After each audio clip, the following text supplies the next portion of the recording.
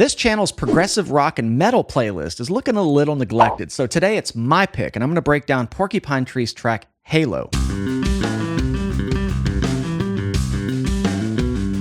What's up, guys? Welcome back to Lowend University. It's been easily a decade since I've heard this song until recently, and the Spotify gods and the algorithm over there threw it on a shuffle playlist, and I thought, I gotta do this for the channel. The bass line is so magnificent, it's weird, it's quirky, and the entire song is sort of built off of the vibe set by the bass line right out of the gate. But this track, Halo, is from Porcupine Tree's 8th studio album, Deadwing, released in 2005, and all this time I had no idea that King Crimson's Adrian Belew plays the guitar solo on this, so I'll kind of think about that hearing this again because I never knew that. But without further ado, let's get right into it. Halo by Porcupine Tree.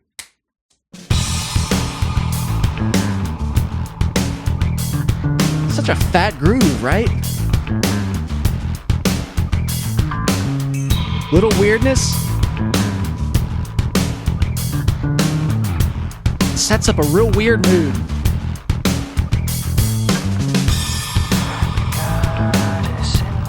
Okay, before we get too far into the verse, let's talk about the bass line real quick. His tone, it's got this nice rubbery quality with a little bit of top-end grit. It's almost like a tickle of top-end grit.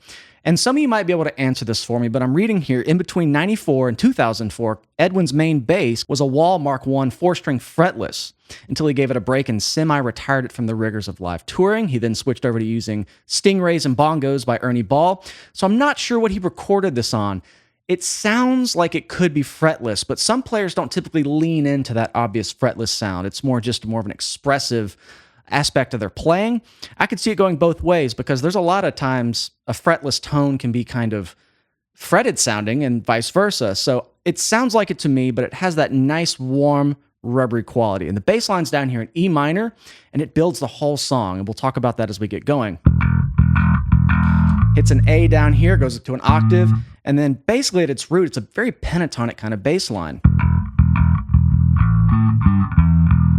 Okay, but it's the little fills that make it quirky and a little tricky. Goes up to the minor third on that G since we're in E minor, but he does like a little pull-off on the major third, so G to G sharp, which gives it a little bit of a bluesy flair, but almost a tense chromatic flair. Then he goes up to the minor 7 on that D, goes up to E flat, so it's very chromatic so far, and that's what I like about how it sets this whole song up.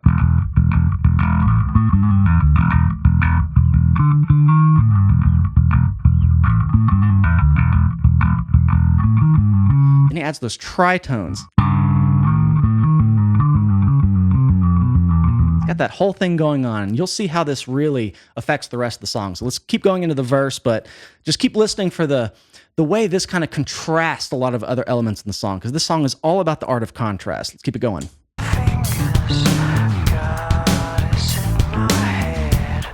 I love this vocal melody.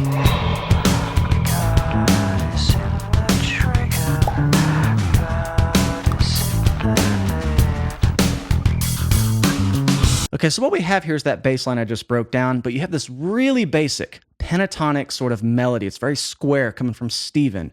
And I just talked about the rigid nature of the bass line. It's very funky, very syncopated, kind of staccato. It's got a lot of dissonance in it. Then you have the vocals coming in with Steven's vocal line.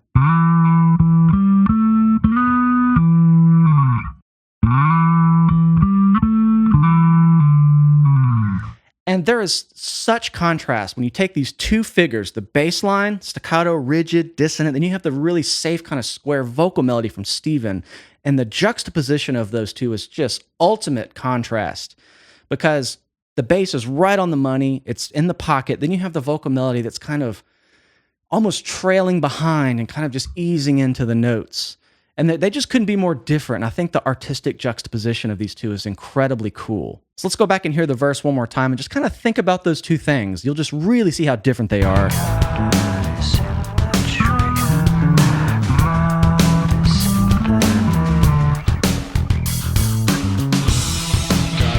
Okay, now there's a new melody added here with the synths. New melody added when the main lead vocal goes away. And that melody, I think, is kept there to keep something melodic happening while this more like spoken word kind of thing happens here.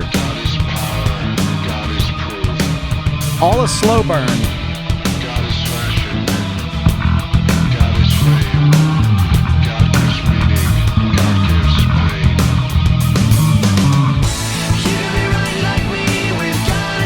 brightens up.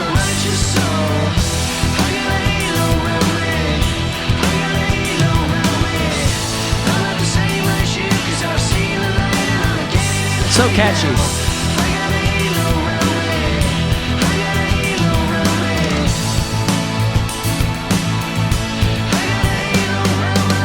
Okay, you'll notice how that chorus got really bright. It brightened up the whole song. It's almost like a light was flipped on because the whole song was really dark, really E minor. And I want to talk about a really cool songwriting technique used here. And I think Steven uses this quite a lot in other songs. It's kind of like his signature. I recognize it in his solo work, in Porcupine Tree work.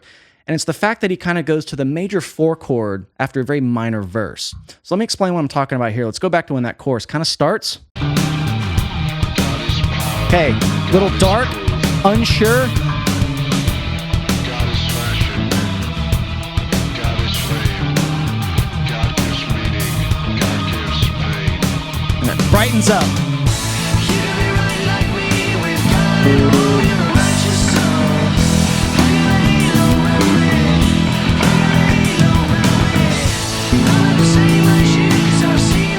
First real major chord we've heard in the song. And what you did know is that this song is technically, in these terms, it's in D major, but they're just vamping the whole song on the minor 2 chord.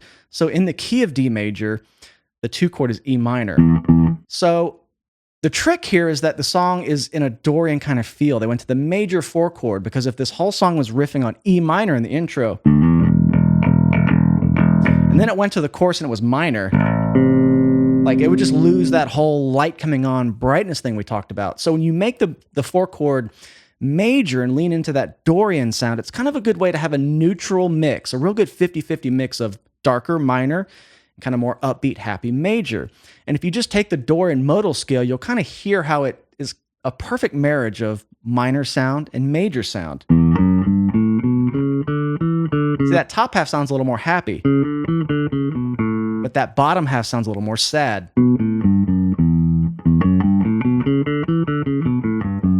So the 4 chord off of a Dorian scale is that A major we're talking about, but he didn't show you that the song was in this Dorian feel, so it sounded really dark, and I just like the kind of element of surprise this creates.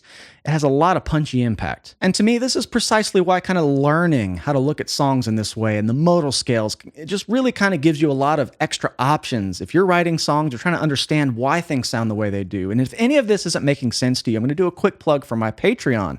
For just $10, you can cancel anytime. I have a 7-hour music theory course. I worked really hard on it, and I think it can teach you all of these basics very quickly. So come check it out at patreon.com/LowenUniversity. Let's keep going with the song.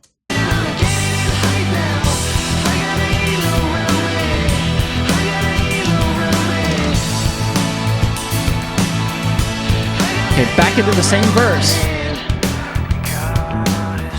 So now we're back to this sound, and it's like, okay, now you know the song kind of brightens up, so it makes this whole verse section maybe not sound as dark as it did before because you didn't have that information. Now you have some context. And I just like how they bounce between those two sort of modes, no pun intended. Let's keep it going.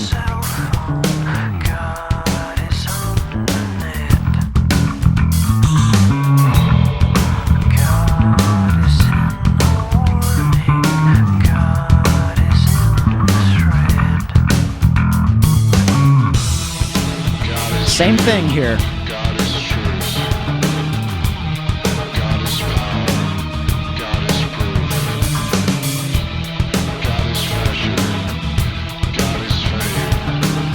God gives meaning. So now you're kind of waiting for that brightening chorus thing we just talked about. Now you know it's coming. And I just like the journey this takes you on. Kind of just gives you a little more data each time and really kind of cultivates what journey you have hearing it. One of the big reasons I love progressive rock, I think Steven Wilson's one of the best, but one of my favorite songwriters. Really kind of, I think he understands the story-like, the cinematic-like nature to his songwriting and just how prolific it is. And yeah, I can't say this about a lot of bands, so here we go.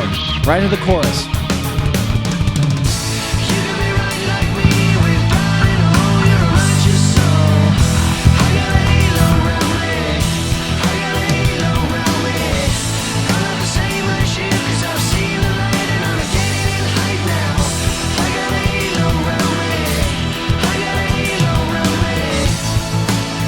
Okay, I didn't talk about this in the first chorus, but something to point out really quick. You'll notice how that bass line keeps going in the chorus. And the bass line is like completely retrofitted to be in that happier sound. And it's again, they didn't give you that data. So they put this really bright major chorus and A over that bass line. And it still kind of has that da-da, da-da, da-da, da-da, da-da thing going on. And it's just kind of repurposed and works perfectly with it. So this is a great example of how taking one element and bringing it back and kind of reprising it musically in a different context can really give the whole song a familiar feel. And as I talked about in the intro, this whole song is kind of built off this bass line. So listen to this one repeat of the chorus and listen for the bass. It doesn't have that dark, weird kind of sound it did earlier because it's been repurposed in this new framework. I love it.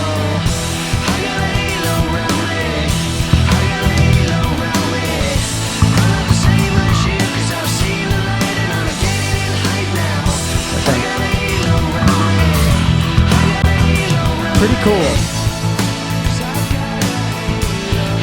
All right. Now we get a little weird.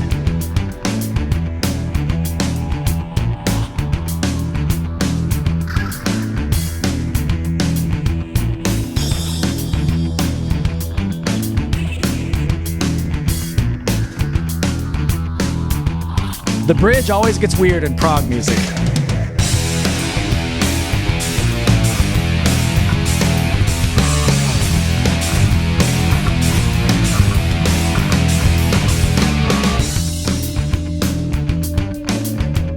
Okay, I've seen this labeled as 1716 time signature. And a long time ago, I remember having a tab I found on the internet and it said it was 17/8. I want to get on my soapbox for a minute and just quickly talk about why this is so silly. And coming from a prog musician, which is the world I've come from and I've spent a lot of time in, I'm here to tell you that time signatures can really be silly if you overthink them.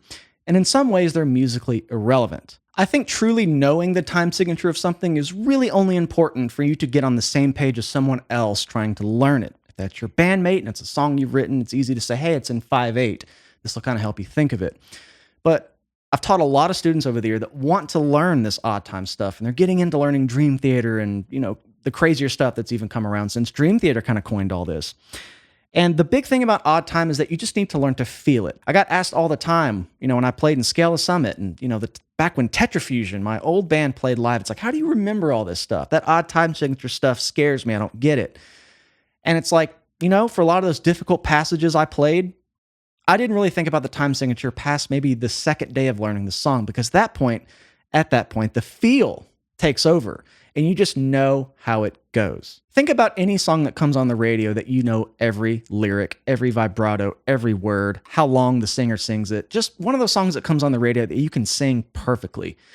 Do you know the rhythm of it? Do you know where the half notes are? Do you know where the dotted eighth note tied to the 16th over the bar line is? Do you know any of that? No, because it doesn't matter. You just know how it feels. You know how it goes. So if you're trying to learn odd time, just focus on how it feels. And to learn a part like this, me telling you it's in 17/16 might be daunting.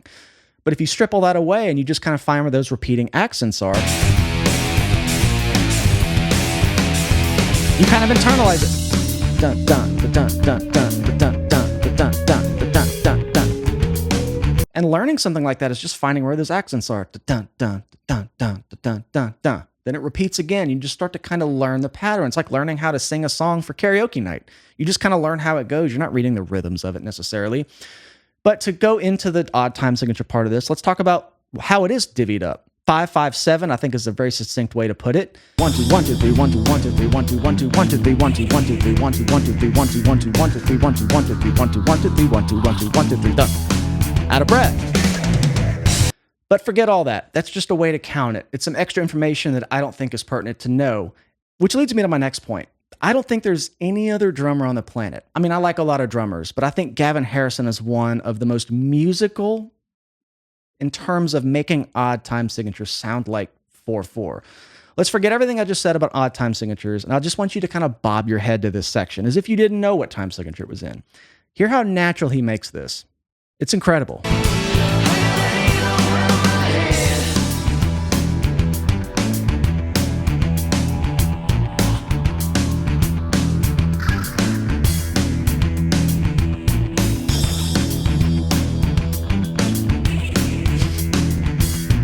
Really? Is it just 4/4? You know, it's that old meme. Anything can be 4/4 if you just bob your head in 4/4. And he has normalized the feel of this bizarre section so beautifully. Like you could almost get on the dance floor and dance to this. You really could. He makes it so natural. And I think it's a mix of him putting the downbeats on kind of the snares on the downbeats, and then it goes to the upbeats later.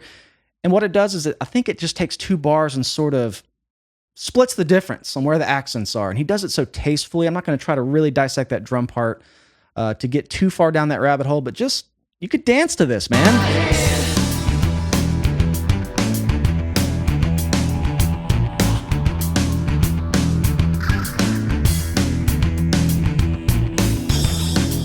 You can't even tell where that irregularity happens because of the way he's playing over it. And I think that's just one of my favorite things about Gavin and anything he's played on, especially Porcupine Tree. That takes a prog section and makes it accessible because you can bob your head to it. You might think it's a little weird, and I hear some irregularities and asymmetry in the pattern, but what a drummer. I just wanted to call that out for a second because, I mean, you could easily take a drum beat to this that went like just really subdivided, and it would just lose that whole swagger. Gavin is just a force to be reckoned with in that way. It's amazing. So musical. Okay, let's let this keep going. And you'll notice how this section changes when the guitar comes in. Whole different riff. Drum beat changes. It opens up, the drum beat changes, and I like that this kind of feel is just reserved for the guitar. Then when it goes back, it's just back to the bass and that kind of tighter, more pocket, airy drumming type. You never hear the real heavy guitar play this. Cool contrast.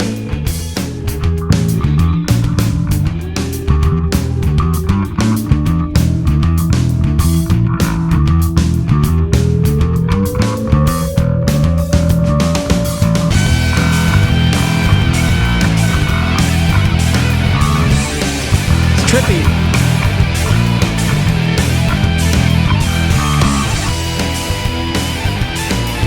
Okay, this whole time I didn't know this solo was Adrian Belew. I think this is the one they're talking about.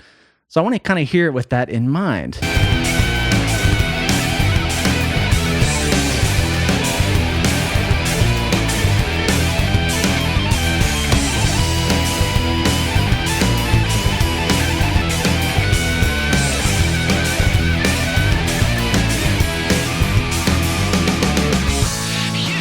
Interesting. I mean, yeah, I've always thought that was just a very secondary, even tertiary kind of musical layer. It's not like your typical mixed up front lead. It's more like a lead figure, but put way in the back, kind of verbed out, almost just as an effect or a texture.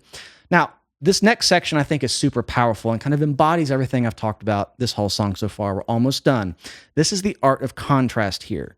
I talked about it in the beginning. They've gone through multiple different modes, no pun intended, of contrast, but I think this one is the coolest one to me. Based on everything we've heard so far, here's how that kind of contextualizes this next part. Listen.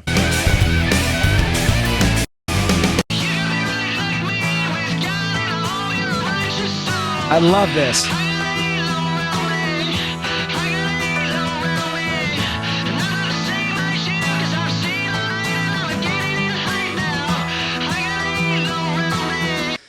Now, I'm going to go back and play this again because we have these really loud, kind of bullhorn filtered vocals, which is the only way to have intense vocals over this ballady-like part. I want you to kind of split these mentally. So listen to this section we just played. I want you to completely tune out the vocals and just listen to the instruments. That's it. Just only listen to the piano, the guitar, everything.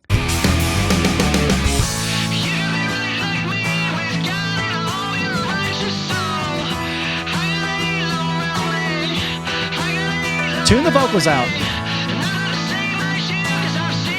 That's such a ballady section. I mean, it brings it way down. If the vocals weren't delivered the way they are, this would be such a low point in the song, just dynamic-wise. But I love that the intensity is not lost because of this contrasting vocal delivery, vocal style. But that filter kind of just gives it enough dynamic edge to kind of fit in. Because if it was just a normal, upfront vocal, I think it would just be a little off-sounding. So this is an example of just how one small subtle change in the effects or the delivery is just picture perfect. I love this here, and I love how it brings it back in. It didn't take it down as much as you would think it would with just piano, kind of acoustic guitar, but that filter and the way he's kind of shouting the vocals, but it's like quiet at the same time. I love it. I love it. Now it goes back in.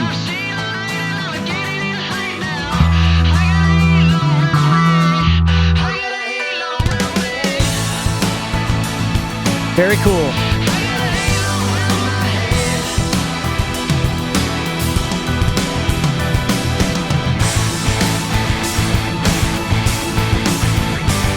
Bring in the guitar to kind of double that bass line. Now, we haven't heard that yet. It's a really good way to drive the energy out to the very end. Love that.